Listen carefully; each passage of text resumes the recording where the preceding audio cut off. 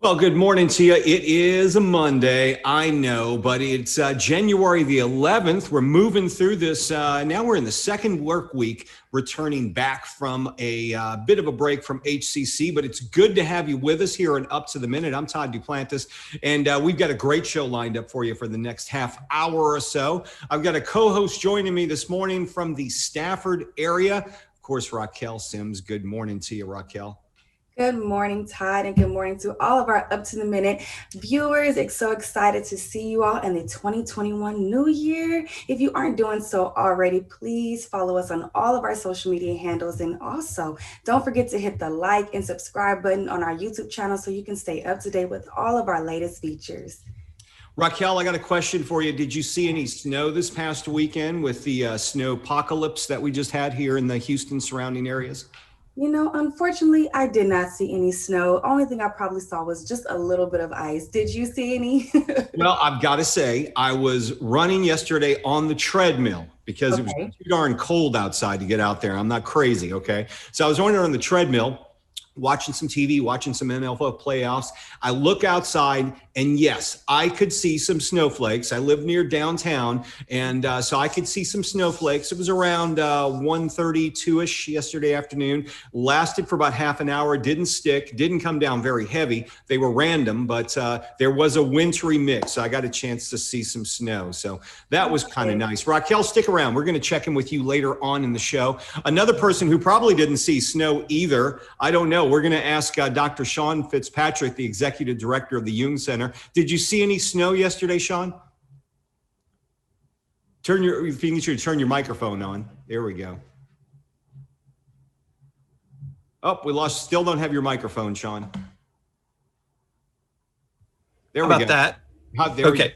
No snow. I did go for a run in the rain, though, and that was very foolish. You had the right call there, Todd. It was cold. It wasn't just rain. It was cold. I went to take the dogs out, and I've got my umbrella, my hooded jacket, and I see this guy just running past me with his hat on, all dressed for the weather. But, man, it was cold and windy. You're very brave, Sean. My dog looked at me like I was a complete fool the whole time. What are we doing out here? Well, Sean, it's always good to have you with us for your monthly appearance. We're going to check in with you. If you could stand by, we'll check in with you shortly. But right now, we're going to start off with Ann Reynolds, and she's the manager of HCC Southeast Center for Career and Job Placement Services. Ann, you saw some snow yesterday. I am still seeing snow. We got 5 inches of snow out here. We're in between Huntsville and Bryan College Station, and I'm just waiting for it to melt. It's still really there. It hasn't gone away yet. At least you don't have to get out on the roads because that's a long drive in. You don't have to navigate on any icy roads. But the conditions, from what I'm hearing the roads aren't that bad right now, though. The roads out here are. We've had several people do what we call ditch diving. Or redneck driving, where that's where you go real fast and slam on the brakes out here in the country. But we've had a lot of people, the tow trucks are very busy. Luckily, nobody has been hurt in our area, but it's now we're seeing tree limbs that are breaking from the weight of the snow. We're just not used to that here in Southeast Texas. No, we're not. And our horses and dogs are looking at us like, come on, do something here, But we opted to stay in yesterday as much as possible. So, yes, I'll be glad when it melts. It's a good time to stay in now. Ann, we usually have you here to talk about the career placement and job services, which I know you guys are fully operating online these days in a virtual world. But you're here this morning to talk about the Women in Leadership program, and specifically its Mentor-Mentee program. Maybe you can tell us a bit about that. Absolutely. This is a great program, and it's coming out of the Women in Leadership. But I do want to quickly tell you all, it's not strictly for women. It is for everybody that wants to participate. And it's for staff, And I can give a great example. Sean, suppose you wanted to find out more about how to do what Todd does, then you might sign up and request him for a mentor. And if he was willing to, then he could mentor you and tell you, here's what I do. This is the beauty of it. We have decided, and it comes from the chancellor's office, because he's a big proponent of mentor and mentees. And we looked around, and a lot of people, how many mentors did you have, if any? And some people have never had a mentor, or they've never felt like they could approach somebody and ask, how do you do your job? How do you get to where you're at? So this came from Janet May, and LaShante and I are the co-chairs of it. And so we're working very hard to promote it. What we ran into is the COVID kind of put us back a little bit. So this time right now, in the end of January, we will select 5 mentors and 5 mentees, and we'll go forward and through May. We're trying to match people up with personalities and different things of that nature. We've got our questionnaires that are out. They're online now. We are asking people, please sign up. And the people, if we get too many people, we'll start using them again in September when we start back. The program's actually planned to be a 9-month program. However, this one is our pilot program. Right. And it's always great to have a mentor, especially when you're getting out in the work world. But, even when we're professionals and trying to be professionals working in this world, I know when I first started at HCC, I didn't have any educational experience. I worked in the business world. I was a journalist for a while and did a number of other things, but I brought that experience with me. But I had someone at the Southwest College named Dr. Fenna Garza, who was the president there, who was able to mentor me in a way to help me grow and learn about HCC and how moving forward. And I've had a few that I've been lucky to work with here at HCC. But you guys, are you specifically assigning these mentors for students that are looking to get out in the work world, or just for anyone who's looking for a mentor? This is strictly for staff, HCC staff. This is not actually a student program, which is unusual for us, and it's real, but it's strictly for the benefit so we can become a stronger force and, present more to the students. And some people have never been a mentor at all in any program. And so it's a great opportunity for you to jump in if you wanted to say, So it's a 9-month program. And how do you weigh the outcomes of this program? You talked about a questionnaire. Do you meet with this mentor on a weekly basis? How is it going to work? It's basically going to be between the mentor and mentee as to their schedules. And it's going to be virtual, of course, right now. This is the way it is. Right. They're going to agree on the times that they can meet. And it's not anything really, it's not like you have to meet with them for 5 hours at a time or anything like that.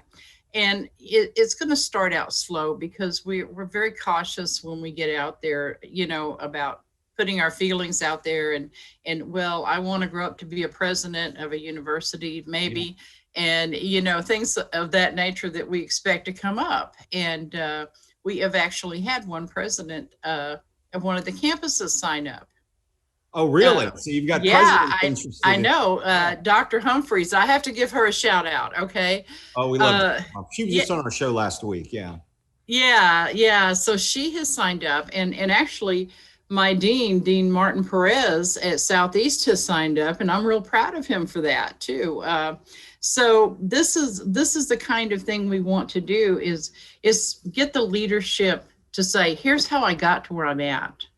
And here's what you can do, because sometimes in talking to different people, they had absolutely no leadership, but they had a lot of people say, oh, you'll never be able to do that.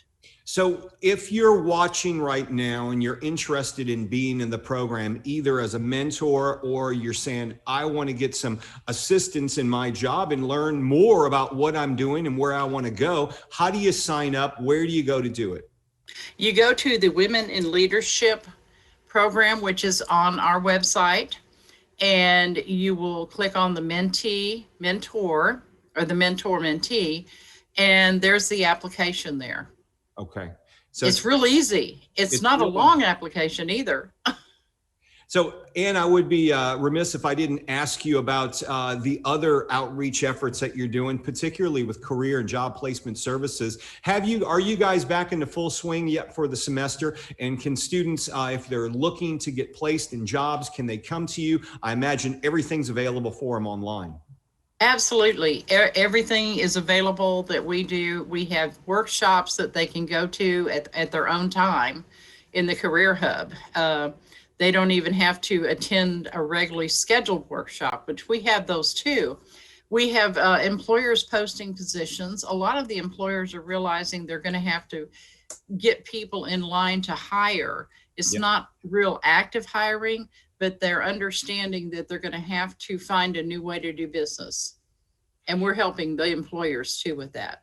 And, you know, I have a lot of students that are wondering about the job possibilities right now in this virtual world. They may not feel comfortable about going to an office setting yet. How do you deal with that situation where you've got a student, an employer has a job, but the student is saying, I'm just not sure if I'm ready to leave my household on a daily basis because I don't think it's safe yet? Well, and we are dealing with that. And it is hard for us too.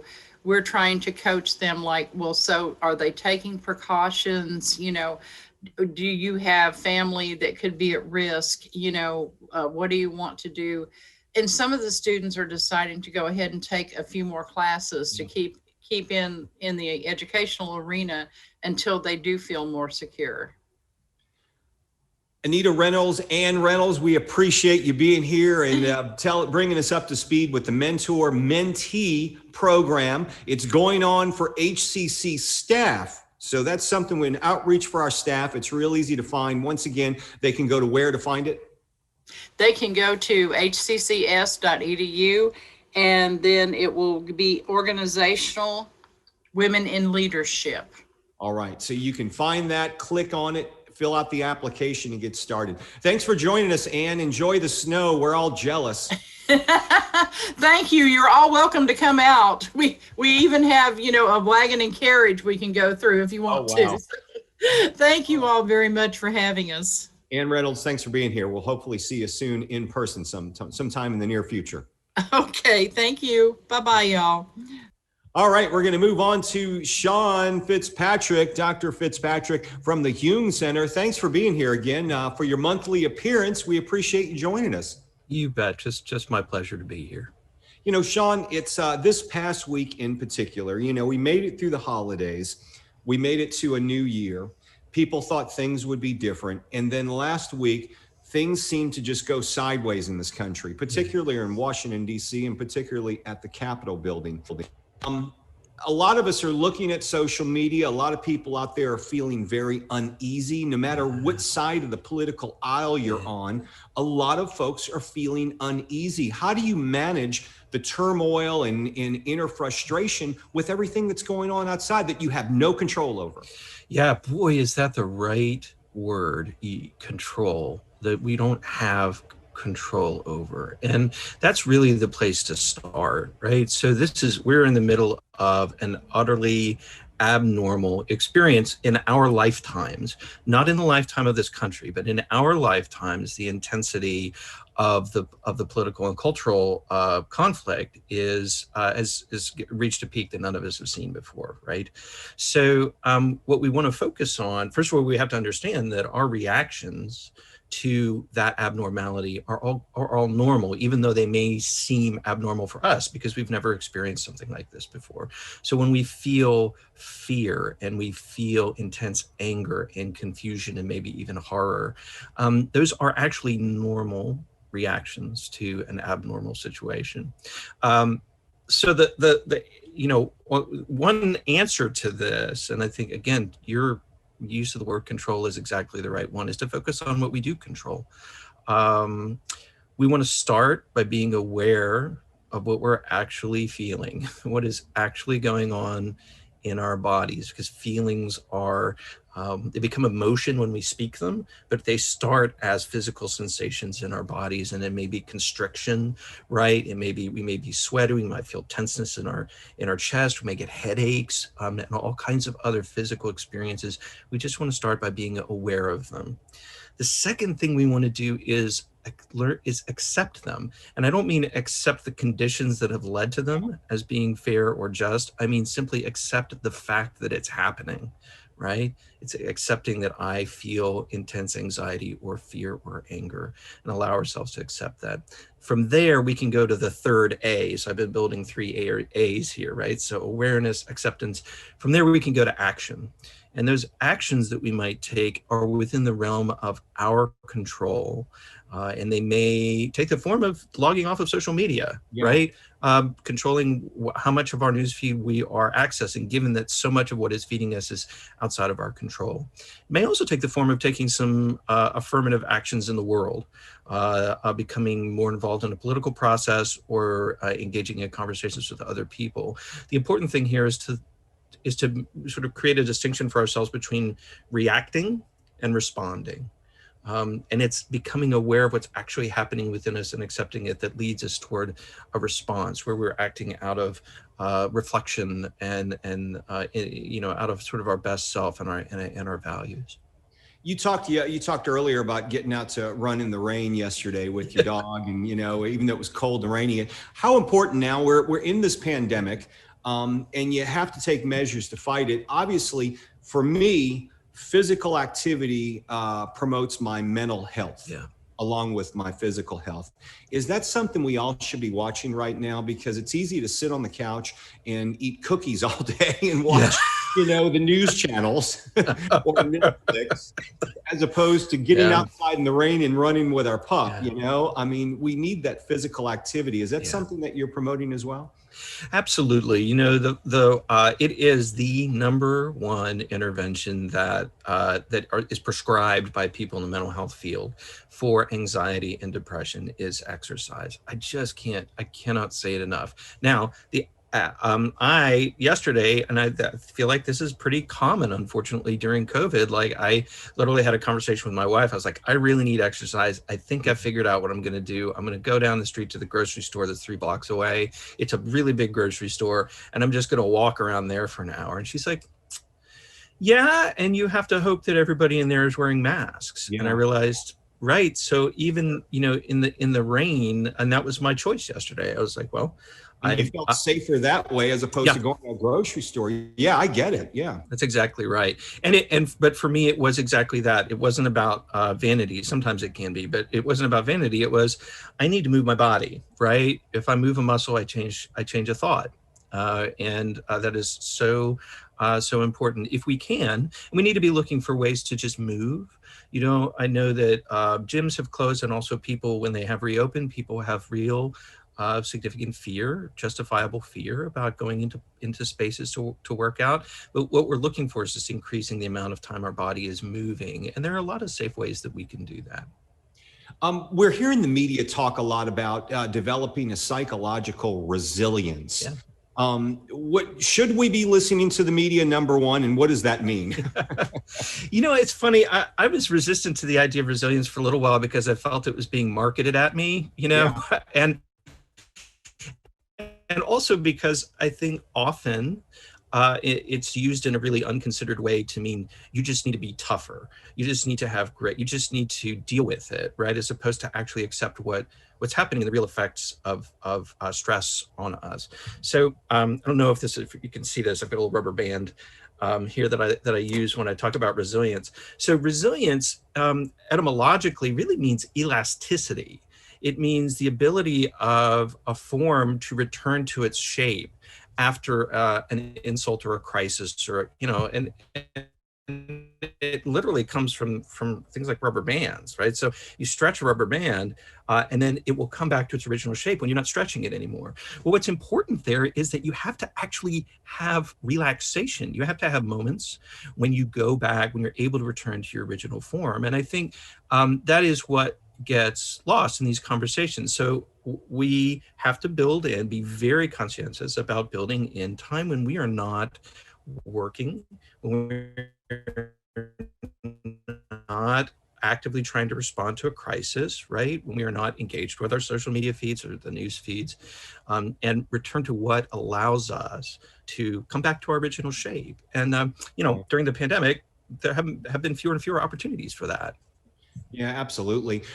Sean, I want to let's give a plug for the Jung Center for folks who are not familiar. You guys are located in the heart of the Museum District of Houston, and while you're not open now, tell us a bit about some of your online offerings and what you have coming up in the next month. You bet. Actually, tonight we have a talk that's hopefully get the title right. It's called "Hope in a Time of Disaster and Despair." It's by Bill Curley. All of our spring events are online, and they are conversations. Some of them are lectures. Many of them are actually times to engage with other people.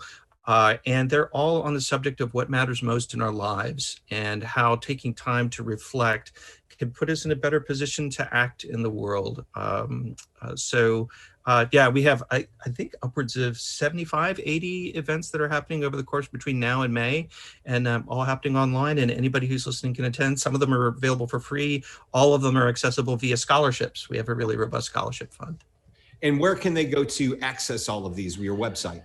junghouston.org, and that's JUNG Houston.org. And we're going to have the link to that in the social media post for this show. Dr. Sean Fitzpatrick, the Executive Director of the Jung Center, thanks for being here. Always great to see and chat with you. And we look forward to seeing you, hopefully in person sometime. All right. Thanks, Sean. Thank you. Would love that. Take care. All right. Thank you. All right, we're going to move on to Stafford. And of course, Raquel Sims is here every Monday. And now she's co-hosting with me this Monday. And you're going to be not only letting everybody know what's going on around HCC, but you've got some updates as to what's happening specifically in the Stafford area. Yes, I am. And I'm excited. Even though our news doesn't begin until February, I will be here, happy to co-host with you. But I do have one surprising update that took place over the holidays. We have finally confirmed our new mayor for the city of Stafford. Yeah. His name is Mayor Cecil Willis. So we're excited to have him on board. And he's been a part of the community for, honestly, I can't even date back to when, but he's been on city council for a while, right? Yes, he's been on city council for a while, and he's done a lot of great things for the city of Stafford. So we're excited to have him as a mayor, and we're just looking forward to what 2021 has to offer this year. Yes. Absolutely. All right, Raquel, real quickly, I want to get into something going on at HCC. This is a big announcement. HCC has received $750,000 in a reskilling grant. What does that mean? Well, these are funds from the Texas Reskilling Support Fund Grant Program. It allows public colleges, technical schools, and universities to promote financial assistance for tuition and fees for displaced workers to learn new skills or upgrade your skills to return to the workforce. If you're looking for a job, you want to get reskilled, let's say the industry you're in, your job went away and you weren't making enough money, this is a way to get back on track and your college tuition can be paid for. Students who have previously interrupted higher education can also access funds to complete certificates or degrees. HCC is one of the first 40 of 60 leading Texas higher education institutions to receive funds in the board's first round of awards. Incredible program. Learn more about it. We'll have more on that in the social media post on the show. Jobs available. There are some jobs available. They can go to Career Hub to find them, Raquel. Yes, for all my job seekers out there. And Miss Ann, who was just on, which is her day job, it's in the Job Placement Board, has posted more than 35 full-time, can you hear me correctly? Full-time jobs right now. Check those out and continue checking out the website for jobs at hccs.edu/career hub. Yes. And the spring 2021 virtual veteran and military affiliated student success information session is an opportunity to learn about the resource and benefits available, as well as to build your own network. It'll also assist with continuing or starting your academic journey. It's happening Wednesday, January 13th, right around the corner at 10 a.m. You can register. You have to register by tomorrow, Tuesday, January 12th. The website will be in the post for the show. Virtual Subs and Sandwiches is back, Raquel. Yes, for all my food lovers out there who like to eat and work at the same time, HCC's Minority Business Development Association are still getting together for business-to-business matching, targeting minority businesses, enterprises. Check the HCC events calendar to register, but you have to bring your own subs. It's happening Wednesday, January 20th from 11:30 a.m. to 1 p.m. And don't forget to bring your own subs. You know, one of the things, Raquel, our students, especially art students or students who are in the performing arts, they always look forward to having their events at the end of the semester, whether it was an art exhibition or a dance competition or a recital. They did those in person. Anyone could go see them live. Well, we couldn't do that this last year because of COVID. And right now, the virtual exhibition, the virtual student art exhibition, it's happening on Instagram, but it's winding down. With this being the last week that all of our students will continue to display their works on Instagram. Please visit them through January the 18th at HCC_visual_arts. That's where you can find them on Instagram. We will have the information in the social media post for the show. Big event happening on Friday. In fact, we're going to have an announcement about this show because our show on Friday is going to be delayed. We'll tell you more about that in a second because HCC's Convocation is about to take place, Raquel. Yes, registration has begun for HCC Spring 2021 Virtual Convocation, and I love this theme. It says deep in the heart of Houston. I just love that. The board chair, chancellor, and others will want to thank everyone for their commitment to students during this unprecedented time. It begins on Friday, January 15th at 10 a.m. Please, please, please check your emails to register. That's right. Because of that, we're having our show Up to the Minute is taking place. It's moving to 11 a.m. on Friday because Convocation is at 10 a.m. So join us for Up to the Minute, 10 a.m. every day this week. Monday today, Tuesday, Wednesday, Thursday. Friday, it moves to 11 a.m. And that's January the 15th. So you can watch Convocation. So we will be delayed an hour on Friday. And by the way, if you're tuning in this morning, I'm here, Raquel's here, Brittany's not here. We're doing a few changes with the show, doing some new things. We've got Raquel joining us on Mondays. We have Frank Cooper, you know Frank, he's here on Tuesdays and Fridays, and the return of Brittany, she will be here on Wednesdays and Thursdays. That's all starting this week. You're going to notice a number of new themes with the show. We've got a bunch of new guests we're going to be bringing in here. Starting today, you saw Dr. Sean Fitzpatrick. We have some chefs joining us weekly on the show, and a number, also all of your HCC friends and family, they'll be here as well, and we'll be promoting our programs. So look for a lot of different things with Up to the Minute as we move forward into the new year of 2021. Okay, spring registration, that's very important. That's going on right now too, Raquel. Yes, do not forget this. We have a lot of options available, starting with number one, online anytime. And it sounds exactly what it is. It's, take classes as many times as you want, online at any time. The second option is online on a schedule. Take classes online at a scheduled time. You never come to campus, but you have to log in at the specific time that you select. And one thing too, we want to jump into the Flex Campus. Of course, we're following CDC guidelines. So we want to focus on the lab-based courses. And that's one thing. If you say you're taking welding, obviously you can't take the whole course online. You want to come to a campus. We're going to have very small classes. Those are available for lab-based courses. You can go to hccs.edu/now for more information. And remember, students, register now, register early, get the classes you need, especially if you're doing a lab-based course, because they're very small. And, Ann was talking about the Student Services Virtual Lobby, Raquel, and that's available all the time for our students online. Yes, there's no appointment needed, extending hours, even on Saturday till 1 p.m. Please check the site for complete hours at www.hccs.edu/virtual lobby.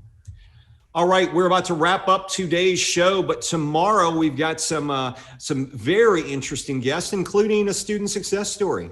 Yes, I'm extremely excited about this. We have a student success story, Reginald Joseph, he is a Nigerian American who overcame several obstacles, but made it from HCC all the way to a master's degree from Purdue University. We're excited to hear about his story. And we launch our weekly culinary series, which is exciting for my foodie lovers with Yeah, that's gonna be very cool. I know, I'm excited about that.